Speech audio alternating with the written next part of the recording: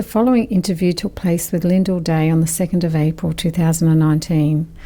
Lyndell was a hairdresser at the store between 1971 and 1981. The interview took place at Lyndell's salon in Wolfe Street, Newcastle. So Lyndell, thanks for offering to be interviewed for the Store Oral History Project. Maybe if you'd like just to tell us where you were born, where you grew up. I was born in Newcastle, 1955, grew up in Adamstown. Lived there all my life until I married at 21. Okay, and what school did you go to? I went to Hamilton, first of all Adamstown Primary and then Hamilton Girls High. And so what did you do after you left school? Became a hairdresser at the Co-op store. Okay, and what year was that? 1971. And so were they advertising for hairdressers? What happened was my mother used to go there to have her hair done. She was a loyal store client, if you like, and she was having her hair done, and Carol, who used to do her hair, said to her that she was retiring to have a baby. And she said, I know your daughter's always wanted to be an apprentice. They're going to put an apprentice on instead of a senior. Mm. She should come and try out for it. So in the meantime, I was actually still at school, year 10. So they agreed to give me a trial as long as I could go back to school if I didn't work out. So it depended on the principal. My mother went to see the principal, and the people at the store spoke to her, and they said they'd give me a month trial rather than a 3-month trial. If I worked out that I had the job, if not, that I could go back to high school, because neither party wanted me to miss out on, because it was April. So did the trial, had the job, and that was it. That's history. Haven't worked in any other trade since I was 15. I left school at 15 and started work. Goodness. Turned 16 in the November. So. And so had there been anyone else do hairdressing in your family? Or? My mother dearly wanted to be a hairdresser, but in her day you had to pay to be an apprentice. And her best friend's parents could afford to pay, and she was an apprentice. But my mother used to ride a bicycle around the streets of Adamstown and do their housework and their hair, 2 shillings or whatever it was at the time. And Mum was very creative that way. Yeah. So she always wanted to be the hairdresser. I always wanted to be either a hairdresser or a nurse. So the store sold everything, it seemed to have every service, and I don't think a lot of people would realise that there was a hairdressing service as well. Big salon in the back, upstairs, up the escalators, to your left in the corner near baby wear and ladies' underwear. We were there. It was a very, very big salon. We had 12 workstations. We had a room out the back that was a drying room, and we had 6 dryers. We had a room in another area that was a colouring room. We had a baby's room. We had a back room. It was a very big salon. Very big salon, yeah. Can you remember the decor? The decor. Basically, what you see in every salon now: chairs, basins, individual mirrors. The back room was just like a big lamp, like as if you're at the movies, with the seats in between. The dryers were attached on the top of the chairs. The tinting room was basically like you see in any salon, just a bench, chairs out there that people could feel comfortable having their colours on, and the steamers. And the back room was just like an everyday back room, except we have very little room to sit and eat our lunch. Yeah. We had one window out there that the pigeons like to sit on, and we had some of the staff used to throw their scraps over the pigeon. But look, it was quite modern, really, for the era that it was in. So, but very functional, beautiful waiting room. Again, your basic desk, waiting area, and baby's room off it, which also served as a storage room. When there was the divvy sales on, we used to have pallet loads of taff come in for the divvy sales, so we put them in the back room, in the baby's room. So taff was the hairspray? Taff was the hairspray, and lacquer pumps. You know, we had lacquer pumps that we had to make sure worked every morning. That was my job, because I was an apprentice to at that time there were 6 seniors and then 8 seniors, and then they decided to put another apprentice on, which helped me, and that was Desley. And Desley and myself have become lifetime friends. We're still friends. So that's big staff. Oh, Like, yeah. Mm. So about 8 in total? Well, there was Julian, there was Marilyn, Shirley, Pauline, Barbara, Gail. Oh, at some stages there were 10 and 12. Yeah. Some were only casual, coming in 1 or 2 days a week because they were getting older and that's all they wanted. But I've still got lifetime friends from that period in my life. Like Pauline and I are still really good friends. There was 2 Paulines, an older Pauline, she's gone to God, but there's Pauline and Barbara and Desley and all the apprentices I did were still good friends, and well, I trained them all because the boss didn't have time to do it. And so, yes. And I'm just thinking, with training, like you mentioned, you train your staff in the salon. Was there the technical training as well at what we know as TAFE? Or we had TAFE, 4 years of TAFE. Yeah. No, sorry, 2 years of TAFE, 4-year apprenticeship, 2 years of TAFE, 1 day a week for 2 years. You could either go in first year or, because I started late in the year, I went the second year, so I was there second and third year, and then the fourth year. If you didn't pass TAFE, you weren't a hairdresser. Whereas now there's all the fast tracks and everything else. But in those days, if you didn't pass, you were never going to be a hairdresser. So, and it was full on. You had to be able to be accomplished at everything. You had to be able to perm weld, you had to be able to finger wave weld, you had to be able to... The fundamentals of hairdressing were very, very strongly entrenched in your brain, that this was how it worked, this is how it happened. I had a senior that was a very strong, capable hairdresser and who wanted perfection, and if you didn't give perfection, do it again. My mother would sit there some days from 9 o'clock in the morning until 5 o'clock having one set, brush it out, do it again, like she was very... But it held me in good stead that I can do everything, so... Was the TAFE in Hunter Street? TAFE was in Hunter Street, in just near Union Street, the old TAFE, opposite the pineapple shop we used to call it. We used to go over there in our morning tea breaks and get pineapple drinks. Is that Fry's Deli? Fry's Delicatessen. Yeah, so I went there and got pineapple drinks. Some of the others went somewhere else and had a beer and a cigarette. Not that I was aware of that until later, and they said, why did you never come to this? I said, no one ever told me. I just was... it wasn't something that I wanted to be involved with, really. Because I was only young, Right. Some of them were much older than me. If you're 15 or 16. I was only a kid, Yeah. And so how long did you work at the store for? Well, I started in 1971. I was married in 1977. In between that, after my apprenticeship, I was offered a job as a manager at another salon. I left for a little while, managed that, and then circumstances arose that at the store that I was asked to go back and manage that.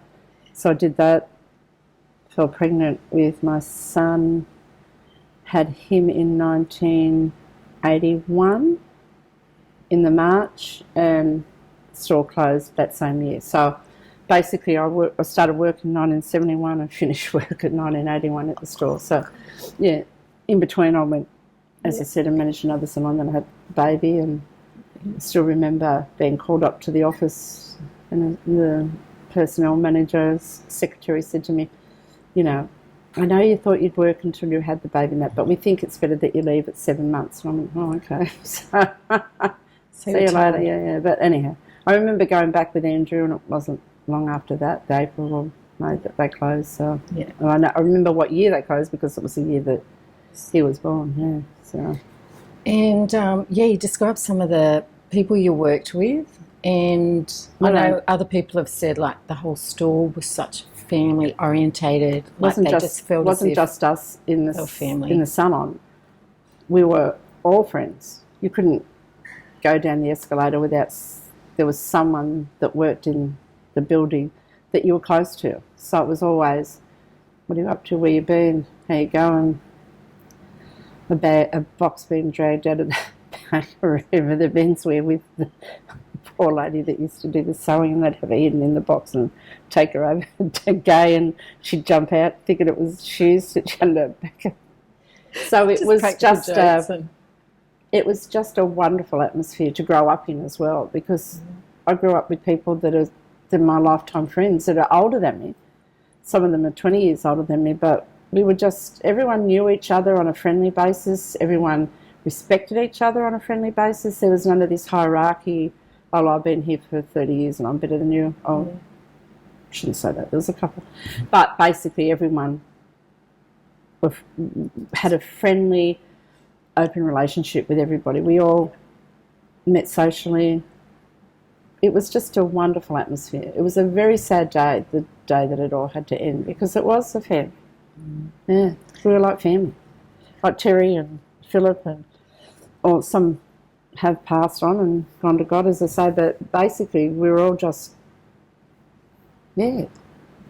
Just family. And you know, speaking to Terry Stanmore, he says exactly the same thing, and the similar names come up. And that's the thing, after all these decades, and to think that people speak so fondly still of the store, and other people have sort of said because the store was a cooperative, they felt like they owned a small part of it. Did. So it's so different to today. Especially Divvy Day, when they got their dividends. And so what was Divvy Day? So the store was a cooperative, so people were part owners of the store, so to speak. Well, they felt they were. They had their token that they could buy clothes, stuff like David Jones' card now or whatever, but it was a token that they could shop with and pay it off. And the more they used that token, the more dividend they got. So Divvy Day was the day they went in and the dividend was in a book. They'd hand their passbook over, they'd get their divvy, so it was $20 or $5 or whatever it was, and they could go and spend it. So they just felt that it was magical that this place could be so enterprising as to give them something for nothing. And that was the draw card, because they felt they were paying for it, obviously, but they felt they were given something. Yeah. So dividend day was Divvy Day. Yeah. And honestly, they'd be like, you know how you see in Sydney Boxing Day sales? They were like that for Divvy Day. It was like that. Yeah. So they have it twice a year? Yes, twice a year. Yeah. Yeah. It was major. Yeah. And a lot of people, when the store closed, that's why there was such a impact on society, because a lot of people had money in there, their divvy money. That was their money that they didn't get, that they maybe had $100 sitting there and they got $2 or whatever. So it was a big impact, the closing of the store. School uniforms or something just to top up a little luxury that they might have. Absolutely. Or they'd have labour and they'd get it out, they'd wait for it. Yeah. No, it was a very, again, family orientated thing, because it was a dividend paid to them for being a member of the store. So, yeah. And also, like with the Alara room, where there were a lot of receptions, Alara Hall. They had weddings there, balls there, but it was a functioning cafeteria. So you could go there every day for lunch, and then overnight they'd have balls or weddings it was a functioning cafeteria though. So you could go there and have your lunch every day, which was right there was, as I said, underwear, baby wear, we were in the middle, and Alara Hall was just there, so... Yeah. So would you do hair for people that were going to weddings? Oh, yes. And I always had to do them. I got the hair down to the bum and had to put it up. It was like my job. Once they knew I could do long hair, that was it. I got all the weddings every Saturday, yeah. And people had their hair set every single week, and it was a set. It wasn't just a dry off. It was a set and a comb up, and it had to be yay high and it had to be yay big. And the store... hairdressing had a lot of, for want of a better word, Newcastle society ladies. They came there or David Jones, whatever, but we had an awful lot of Mrs. Dodd from Dodd's Tailoring and Jay's Travel and all the people that were ladies of the town, and which they were, and they were well respected because they earned that respect. And yes, every Friday they'd line up and they'd be there, and I'd have the seniors out the back saying to me, "Now make sure you do my lady first." And so, if they all come in at once, I'm not going to do them all. But it was good training, good learning, and met some beautiful ladies on the way. And still, some of those ladies that I met as an apprentice, I still do now. So, you know what I mean? It has been a long-standing relationship with the store. That culture that you've described is just like you've kept that culture of people being regulars, bringing them together. Like that's over a few decades. A lot of my clientele still today are from there, and when they come in, if they come in on the same day, they're friends. So, how's the family? How's this? We've all grown up together, and that's what the store did for all of us. It was family. We all knew each other. We all interacted with each other. We knew if the cat died or the family had a baby. Or it wasn't just like. And in saying that, that was a lot to do with Julie, who was my boss at the time. Always said to me, "You don't just listen to what just don't." Oh yeah, but she said, "You listen, take it in, and care about what they tell you, because you may be the only person in the world that they will tell that to." That's true. So you learn to do that, and I think that was the philosophy at the store and every department. We all knew each other. We knew the clientele. We knew that I could send Mrs. Such and Such down to Philip, and he would make sure her husband had a beautiful suit, or I'd ring Gay and say, "Oh, Mrs. Such and Such coming down, her husband needs a pair of shoes," or we didn't just go, "Oh, well, we're the hairdressers, so see you later." We all interacted. Or Philip would ring up and say, "I'm sending Graham up," or whatever, "she wants a hair set. Can you fit her in?" I go, "I will." And he'd say, "Good, because I've told her you will." Now off she goes, like that was, and we'd have a laugh. But so we were all just really interconnected, that networking. I think that's what it was. And the friendship. It was networking without a computer or an iPad or anything else. We networked on a very personal level. Yeah. So different today, isn't it? Like people don't really connect so much face to face, and I think, your practice as a hairdresser, it's that very hands-on, face to face interaction, interpersonal. So people do open up and tell you everything. Yeah, and Terry with the shows that we put on Store on Stage. And so tell me about the Store on Stage. That was fantastic. But he'd say to me, "Well, I thought we might have hot pink, purple, green, blah, blah, blah, wigs for the ladies in such and such." And I go, "Yes." And he'd say, "So do you think you might be able to just dye them?" Like, "Yeah." So we get the wigs and we'd have them out the back and tying them up, and stockings we'd be tying them with hair colour dye, and we used to have such a good time. And in the lunch hour, we'd be out sewing sequins on bras and stuff. And of a night, we'd all go out and practice. And we just had the best time. It just brought such joy to all of us. We loved doing it. It was damn hard work every night after work, rehearsing. And it was only amateur, but we just had the best time. And Terry just loved. He's just such a creative beast. He's got this wonderful creative energy, and he visualised everything, and it came and went. And so he was really the force behind it? Oh, gotcha. Yeah. He was the force behind the Matara floats and the beautiful displays at Christmas time with the animation. And Terry's a very, very creative man, as you would have seen. Very talented, very talented man. And very, very shy about it. Very shy about it, He's very modest, isn't he? Very, very, but he hated he loved at the end of the bow, then it was off the stage, and he wasn't a grandstander or anything else. He just got in and did everything. And quite achiever. Yeah. And so the Store on Stage, they had a few shows at the Civic? Yes, and they had a theatre until it got the plane through it. But That's at the Junction? The Civic, and sold out. You wouldn't believe that, would you? Just a amateur show, and they would sell out. Yeah. But it just shows that, like you said, the energy, the creative drive, and it's almost like infectious when someone's so driven. Everyone else goes along. Yeah, and we all had a go at it, no matter how bad we were. Didn't matter whether we could dance, sing, or pretend. We did it. So we all wanted to be part of it. And did you do the hair? Yeah. We did wigs and hair and makeups, and we just all pitched in and helped each other. And people that could sew would sew something up, and the costumes that we made out of nothing, people got no idea. As I said, bras were dyed and sequins sewn on, and we just yeah, it was great. It was wonderful. Stockings.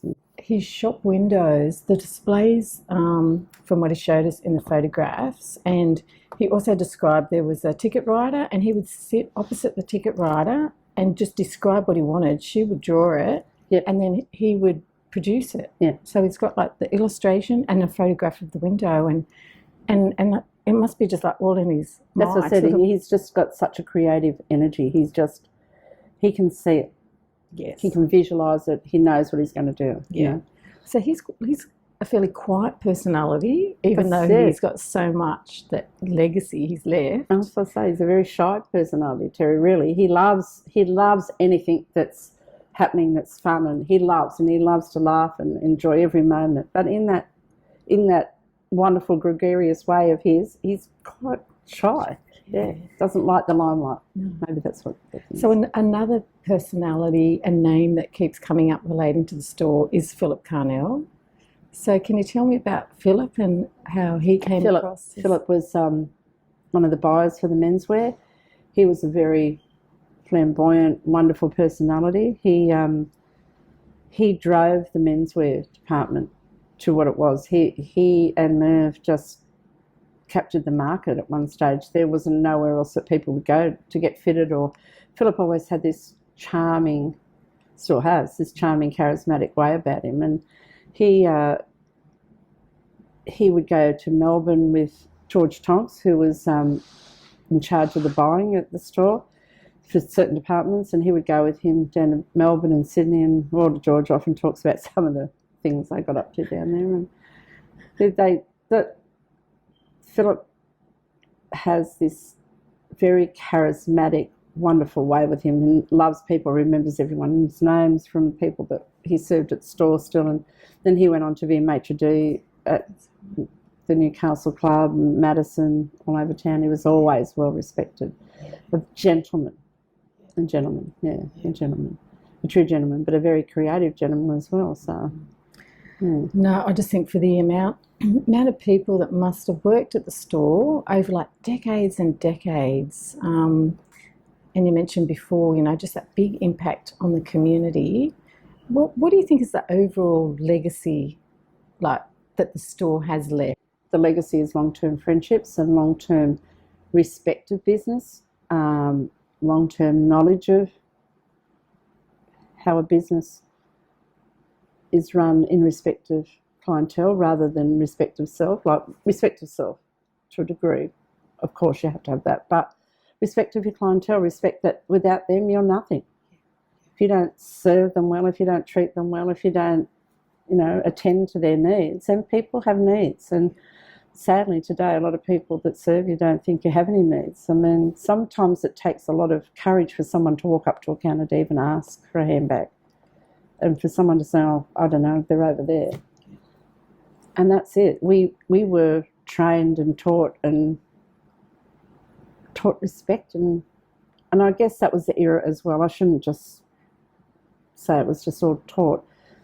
It was the era where everyone treated everyone with respect. You can have a laugh, you can have fun, you can muck up, but still that respect was there. Yeah, there was never ever any nastiness, and if there was, it was sin fixed, But like Walter George that used to go with Philip away buying, he remained a constant client of mine. He died in his 90s. I was with him the night before he died. His wife died, so I used to cook him meals and freeze them and take them home and stuff. And I was going on a holiday the next day, and I had to leave him at midnight and go home and pack and so forth. But he held my hand, and he was a buying manager, but we were close. Like, Philip and I and his son were the only people with him when he was dying. And when I went to leave that night, he just held my hand and he said, "You have to go." And I said, "I have to go." I mean, they're the kind of friendships that we forged. That he was a boss when I was a kid, but I held his hand as he died. So that's what I'm saying. We were all there for the right reasons, because we cared about each other. And a lot of people just don't care anymore. I mean, it is friendship. The legacy of the store, I would say, would be friendships and and fun times. We had some very funny, funny times. I mean, the girls that I worked with, I still remember I was only a kid and they'd say, because they all smoked and they all swore like dockers, and they'd say to me, come out, Beck, we're going to teach you how to swear. And I said, I don't want to swear.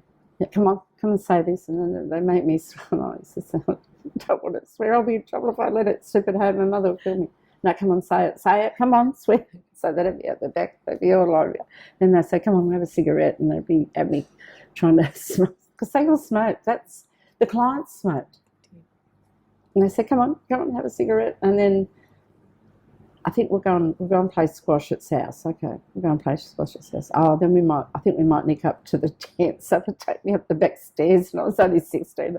Going to South Newcastle, these guys dancing after squash, and then one of the girls said to me, I think I might have to take you and get you on the pill. I said, I don't want to go. So it was like that. It was just like they became big sister, your mentors, so to speak, but it was like they were your work colleagues, and they had an impact. And I was bridesmaids for half of them, and even like Mary Mortimer at one stage was our boss, and I ended up managing one of her salons after I had my baby, and I was her matron of honour, not matron of honour, but I was her bridesmaid at her wedding, and she was my at Marilyn's wedding. I was bride. Like we were just.